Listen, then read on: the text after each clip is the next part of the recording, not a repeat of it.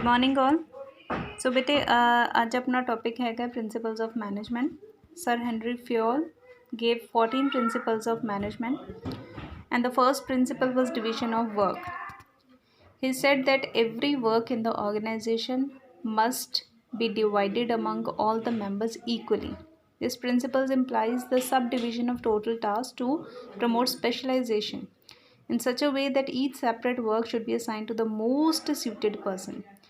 ਹੁਣ ਇਹ ਕਹਿ ਰਹੇ ਜਿਵੇਂ ਆਪਣੇ ਬੇਟੇ ਕਾਮਰਸ ਦੇ ਵਿੱਚ ਵੀ ਹੈਵ 4 ਸਬਜੈਕਟਸ। ਜੋ ਚਾਰੋਂ ਦੇ ਚਾਰੋਂ ਸਬਜੈਕਟ ਤੁਹਾਨੂੰ ਇੱਕ ਟੀਚਰ ਪੜ੍ਹਾਵੇ ਤਾਂ ਉਹ ਤੁਹਾਡੇ ਲਈ ਵੀ ਪੜ੍ਹਨਾ ਮੁਸ਼ਕਿਲ ਹੈ ਅਤੇ ਇੱਕ ਟੀਚਰ ਦੇ ਲਈ ਵੀ ਮੁਸ਼ਕਿਲ ਹੈ। ਦੈਟ ਇਜ਼ ਵਾਈ ਆਪਣੇ ਸਕੂਲ ਦੇ ਵਿੱਚ ਵੀ ਕੰਮ ਜਿਹੜਾ ਹੈਗਾ ਉਹਨੂੰ ਕੀ ਕੀਤਾ ਗਿਆ, ਡਿਵਾਈਡ ਕਰਿਆ ਗਿਆ। ਕਿਸੇ ਵੀ ਆਰਗੇਨਾਈਜੇਸ਼ਨ ਦੇ ਵਿੱਚ ਲੈ ਲਓ, ਜਿੰਨਾ ਵੀ ਕੰਮ ਹੁੰਦਾ ਉਹਨੂੰ ਸਾਰਿਆਂ ਨੂੰ ਡਿਵਾਈਡ ਕਰਕੇ ਕਰਿਆ ਜਾਂਦਾ ਹੈ। ਔਰ ਉਹ ਜੋ ਡਿਵੀਜ਼ਨ ਉਹ ਇਸ ਤਰੀਕੇ ਨਾਲ ਕਰੀ ਜਾਂਦੀ ਹੈ ਕਿ ਜਿਹੜਾ ਪਰਸਨ ਜਿਹੜੇ ਕੰਮ ਦੇ ਵਿੱਚ ਜ਼ਿਆਦਾ ਸਿਊਟੇਬਲ ਹੈ ਜਾਂ ਜਿਹੜੇ ਕੰਮ ਦੇ ਵਿੱਚ ਉਹਨਾਂ ਦਾ ਜ਼ਿਆਦਾ ਐਕਸਪੀਰੀਅੰਸ ਹੈ, ਉਹਨਾਂ ਨੂੰ ਉਹ ਕੰਮ ਜੇ ਦਿੱਤਾ ਜਾਵੇ ਤਾਂ ਉਹਦੇ ਵਿੱਚ ਉਹਨਾਂ ਦੀ ਜਿਹੜੀ ਸਪੈਸ਼ਲਾਈਜੇਸ਼ਨ ਹੈ, ਐਕਸਪਰਟਨੈਸ ਹੈ ਜਾਂ ਐਕਸਪੀਰੀਅੰਸ ਹੈ, ਉਹ ਹੋਰ ਜ਼ਿਆਦਾ ਇਨਕਰੀਜ਼ ਹੋ ਜਾਂਦਾ ਹੈ।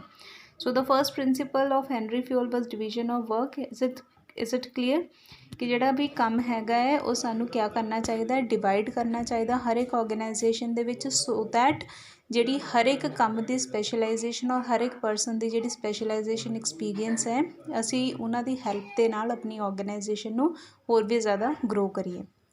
ਸੈਕਿੰਡ ਹੁੰਦਾ ਹੈ parity of authority and responsibility. Second most important principle is that there should be a balance. Parity means that there should be a balance between authority and responsibility. Authority ਦਾ ਮਤਲਬ ਹੁੰਦਾ ਬੇਟੇ ਕਿਸੇ ਨੂੰ ਪਾਵਰਸ ਦੇਣੀਆਂ ਜਾਂ ਕਿਸੇ ਦੇ ਕੋਲ ਪਾਵਰਸ ਹੋਣੀਆਂ, ਠੀਕ ਹੈ। ਅਥੋਰਿਟੀ ਜਿਵੇਂ ਮੇਰੇ ਕੋਲ ਅਥੋਰਿਟੀ ਹੈ ਤੁਹਾਨੂੰ ਪੜ੍ਹਾਉਣ ਦੀ, ਠੀਕ ਹੈ, ਮੇਰੇ ਕੋਲ ਅਥੋਰਿਟੀ ਹੈ ਤੁਹਾਡੀ ਕਲਾਸਿਸ ਲੈਣ ਦੀ, ਮਤਲਬ ਜੋ ਪਾਵਰਸ ਕਿਸੇ ਦੇ ਕੋਲ ਹੁੰਦੀਆਂ that is called authority. Responsibility ਦਾ ਮਤਲਬ ਹੁੰਦਾ ਹੈ ਜ਼ਿੰਮੇਵਾਰੀ, ਠੀਕ ਹੈ। ਹੁਣ ਇਸ ਪ੍ਰਿੰਸੀਪਲ ਦਾ ਕਹਿਣਾ ਕੀ ਹੈ ਕਿ ਆਰਗੇਨਾਈਜੇਸ਼ਨ ਦੇ ਵਿੱਚ ਜਿੰਨੇ ਵੀ ਇੰਪਲੋਈਜ਼ ਹੁੰਦੇ ਆ ਸਾਰਿਆਂ ਦੇ ਕੋਲ ਅਲੱਗ-ਅਲੱਗ ਤਰ੍ਹਾਂ ਦੀਆਂ ਪਾਵਰਸ ਹੁੰਦੀਆਂ ਔਰ ਸਾਰਿਆਂ ਦੀਆਂ ਅਲੱਗ-ਅਲੱਗ ਤਰ੍ਹਾਂ ਦੀਆਂ ਰਿਸਪੋਂਸੀਬਿਲਿਟੀਜ਼ ਹੁੰਦੀਆਂ।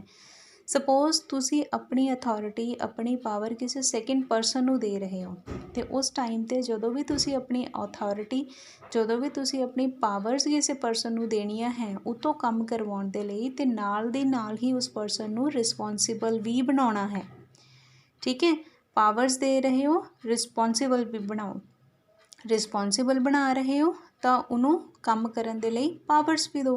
ਮਤਲਬ ਦੋਨੋਂ ਜਿਹੜੀਆਂ ਚੀਜ਼ਾਂ ਹੈ ਇਹ ਇੱਕ ਦੂਜੇ ਦੇ ਉੱਤੇ ਡਿਪੈਂਡੈਂਟ ਹੋਣੀਆਂ। ਡਿਪੈਂਡੈਂਟ ਕਹਿ ਲਓ ਕਿ ਇੱਕ ਦੂਜੇ ਤੋਂ ਬਿਨਾਂ ਅਧੂਰੀਆਂ। ਜੇ ਤੁਸੀਂ ਕਿਸੇ ਨੂੰ ਪਾਵਰ ਦੇ ਰਹੇ ਹੋ ਔਰ ਉਹਨੂੰ ਰਿਸਪੋਂਸੀਬਲ ਨਹੀਂ ਬਣਾ ਰਹੇ ਕੰਮ ਕਰਨ ਦੇ ਲਈ ਤਾਂ ਉਹਦਾ ਨੈਗੇਟਿਵ ਪੁਆਇੰਟ ਕਿਆ ਹੋਏਗਾ ਕਿ ਉਹ ਤੁਹਾਡੀਆਂ ਦਿੱਤੀਆਂ ਹੋਈਆਂ ਪਾਵਰਸ ਦਾ ਮਿਸਯੂਜ਼ ਕਰ ਸਕਦੇ ਆ, ਠੀਕ ਹੈ। ਅਤੇ ਅਗਰ ਤੁਸੀਂ ਕਿਸੇ ਨੂੰ ਸਿਰਫ ਰਿਸਪੋਂਸੀਬਲ ਬਣਾ ਰਹੇ ਹੋ ਕਿ ਇਹ ਬਈ ਕੰਮ ਤੂੰ ਕਰਨਾ ਹੈ, ਤੇਰੀ ਰਿਸਪੋਂਸੀਬਿਲਿਟੀ ਹੈ, ਬਟ ਤੁਸੀਂ ਉਹਨੂੰ ਕੁਛ ਪਾਵਰਸ ਹੀ ਨਹੀਂ ਦਿੱਤੀਆਂ। ਸਪੋਜ਼ ਮੈਂ ਕਲਾਸ ਦੇ ਵਿੱਚ ਇੱਕ ਬੱਚੇ ਨੂੰ ਇੱਕ ਰਿਸਪੋਂਸੀਬਿਲਿਟੀ ਦੇ ਕੇ ਗਈ, ਬੇਟੇ ਤੂੰ ਸਾਰੀ ਕਲਾਸ ਦੀ ਡਿਸਿਪਲਿਨ ਜਿਹੜਾ ਹੈਗਾ ਉਹਨੂੰ ਮੇਨਟੇਨ ਕਰਨਾ ਹੈ, ਬਟ ਉਹਦੇ ਲਈ ਉਹਦੇ ਨਾਲ ਉਸ ਰਿਲੇਟਡ ਮੈਂ ਉਸ ਬੱਚੇ ਨੂੰ ਕੋਈ ਵੀ ਪਾਵਰ ਨਹੀਂ ਦਿੱਤੀ। ਤੂੰ ਕਿਸੇ ਬੱਚੇ ਨੂੰ ਡਾਂਟ ਨਹੀਂ ਸਕਦੀ, ਤੂੰ ਕਿਸੇ ਬੱਚੇ ਨੂੰ ਬਲੈਕ ਬੋਰਡ ਦੇ ਉੱਤੇ ਨਾਮ ਨਹੀਂ ਲਿਖ ਸਕਦੀ। ਹੁਣ ਇਸ ਚੀਜ਼ ਦੇ ਵਿੱਚ in the absence of authority, in the absence of power, ਉਹ ਬੱਚਾ ਜਿਹੜਾ ਆਪਣਾ ਕੰਮ ਹੈ, ਆਪਣੀ ਰਿਸਪੋਂਸੀਬਿਲਿਟੀ ਹੈ, ਪੂਰੀ ਤਰ੍ਹਾਂ ਨਹੀਂ ਨਿਭਾ ਪਾਏਗਾ। So parity of authority and responsibility means that there should be a balance between authority and responsibility. ਕਿਸੇ ਨੂੰ ਅਥੋਰਿਟੀ ਦੇ ਰਹੇ ਹੋ ਰਿਸਪੋਂਸੀਬਲ ਵੀ ਬਣਾਓ ਔਰ ਕਿਸੇ ਨੂੰ ਰਿਸਪੋਂਸੀਬਲ ਬਣਾ ਰਹੇ ਹੋ ਅਤੇ ਨਾਲ ਦੇ ਨਾਲ ਹੀ ਉਸਨੂੰ ਪਾਵਰਸ ਵੀ ਦਿਓ, ਠੀਕ ਹੈ। ਹੁਣ ਨੈਕਸਟ ਇਸ ਦੇ ਨਾਲ ਹੀ ਬੇਟੇ ਰਿਲੇਟਡ ਹੈ difference between authority and responsibility. Authority ਕਿਆ ਹੁੰਦੀ ਹੈ? ਰਾਈਟ ਟੂ ਕਮਾਂਡ ਅਦਰਸ, ਦੂਜੇ ਨੂੰ ਰਾਈਟ ਦੇਣੀ ਆ, ਰਾਈਟ ਟੂ ਕਮਾਂਡ ਅਦਰ, ਦੂਜੇ ਪਰਸਨ ਨੂੰ ਕਮਾਂਡ ਦੇਣੀ। ਇਨਡਾਇਰੈਕਟਲੀ ਤੁਸੀਂ ਕਹਿ ਲਓ ਕਿ ਪਾਵਰਸ। ਰਿਸਪੋਂਸੀਬਿਲਿਟੀ ਹੁੰਦੀ obligation to perform the assigned task. ਜਿਵੇਂ ਮੈਂ ਤੁਹਾਨੂੰ ਕੋਈ ਕੰਮ ਦਿੱਤਾ ਹੈ ਕਰਨ ਦੇ ਲਈ ਤਾਂ ਉਹਦੀ ਓਬਲੀਗੇਸ਼ਨ ਵੀ ਤੁਹਾਡੇ ਸਿਰ 'ਤੇ ਹੈ ਕਿ ਉਹ ਕੰਮ ਤੁਸੀਂ ਕਿਸ ਤਰੀਕੇ ਨਾਲ ਪੂਰਾ ਕਰਨਾ ਹੈ। ਨੇਚਰ ਕਿਆ ਹੈ? Authority is the legal right of the superior, ਇਹ ਉਸਦਾ ਲੀਗਲ ਰਾਈਟ ਹੁੰਦਾ ਹੈ। ਔਰ ਰਿਸਪੋਂਸੀਬਿਲਿਟੀ ਜੋ ਹੈ duty of the superior to complete the work assigned. Then origin because of position in the organisation. ਤੁਹਾਡੇ ਕੋਲ ਅਥੋਰਿਟੀ ਕਿੱਥੋਂ ਆਉਂਦੀ ਹੈ? ਕਿੱਦਾਂ ਆਉਂਦੀ ਹੈ ਤੁਹਾਡੇ ਕੋਲ authority? Because of your position. ਜੋ ਤੁਹਾਡੀ ਆਰਗੇਨਾਈਜੇਸ਼ਨ ਦੇ ਵਿੱਚ ਪੋਜੀਸ਼ਨ ਹੋਏਗੀ ਉਹਦੇ ਨਾਲ ਹੀ ਤੁਹਾਨੂੰ ਪਾਵਰ ਮਿਲਣਗੀਆਂ। ਔਰ ਰਿਸਪੋਂਸਿਬਿਲਿਟੀ ਕਿੱਦਾਂ ਆਉਂਦੀ ਹੈ? ਅਰਾਈਜ਼ਸ out of superior subordinate relationship. Superior mean the boss and subordinate mean the person who is working under the boss. ਉਹਨਾਂ ਦੋਨਾਂ ਦੀ ਰਿਲੇਸ਼ਨਸ਼ਿਪ ਜੋ ਹੁੰਦੀ ਹੈ ਉਹਦੇ ਵਿੱਚੋਂ ਕਿਆ ਨਿਕਲ ਕੇ ਆਉਂਦੀ ਹੈ? ਰਿਸਪੋਂਸਿਬਿਲਿਟੀ। ਅਥੋਰਿਟੀ ਬੇਟੇ downward from top to bottom. ਕਿੱਦਾਂ ਫਲੋ ਕਰਦੀ ਹੈ ਅਥੋਰਿਟੀ? ਪਾਵਰਸ ਜਿਹੜੀਆਂ ਹੁੰਦੀਆਂ ਟੋਪ ਵਾਲੇ ਪਰਸਨ ਕੋਲ ਸਭ ਤੋਂ ਜ਼ਿਆਦਾ ਹੁੰਦੀਆਂ, ਫਿਰ ਉਹ ਤੇ ਲੋਅਰ ਵਾਲੇ ਪਰਸਨ ਕੋਲ ਆਉਂਦੀਆਂ, ਫਿਰ ਉਹ ਤੋਂ ਲੋਅਰ ਵਾਲੇ ਪਰਸਨ ਕੋਲ ਆਉਂਦੀਆਂ। ਮਤਲਬ ਅਥੋਰਿਟੀ ਜੋ ਫਲੋ ਕਰ ਰਹੀ ਹੈ ਉਹ ਟੋਪ ਤੋਂ ਬੋਟਮ ਕਰ ਰਹੀ ਹੈ। That means from superior to subordinates. Fine. ਔਰ ਰਿਸਪੋਂਸਿਬਿਲਿਟੀ ਜੋ ਹੁੰਦੀ ਹੈ ਦੈਟ ਇਜ਼ ਅਪਵਰਡ, ਇਹ ਉਲਟੀ ਹੁੰਦੀ ਹੈ। That means from subordinate to superior. Now delegation means ਕਿਸੇ ਨੂੰ ਦੇਣੀ। ਪਾਵਰਸ ਤੁਸੀਂ ਆਪਣੀ ਕਿਸੇ ਨੂੰ ਦੇ ਸਕਦੇ ਹੋ, ਪਾਵਰਸ ਔਰ we can say authority can be delegated. ਮੈਂ ਆਪਣੀ ਦੂਜੇ ਬੰਦੇ ਤੋਂ ਕੰਮ ਕਰਾਉਣ ਦੇ ਲਈ ਆਪਣੇ ਸੁਬੋਰਡੀਨੇਟ ਨੂੰ ਕੁਛ ਨਾ ਕੁਛ ਆਪਣੀਆਂ ਪਾਵਰਸ ਡੈਲੀਗੇਟ ਕਰਦੀ ਹਾਂ। But we can not delegate responsibility. ਜੋ ਜ਼ਿੰਮੇਵਾਰੀ ਮੇਰੀ ਹੈ ਉਹ ਮੇਰੀ ਹੀ ਰਹੇਗੀ, ਮੈਂ ਕਿਸੇ ਹੋਰ ਨੂੰ ਨਹੀਂ ਦੇ ਸਕਦੀ।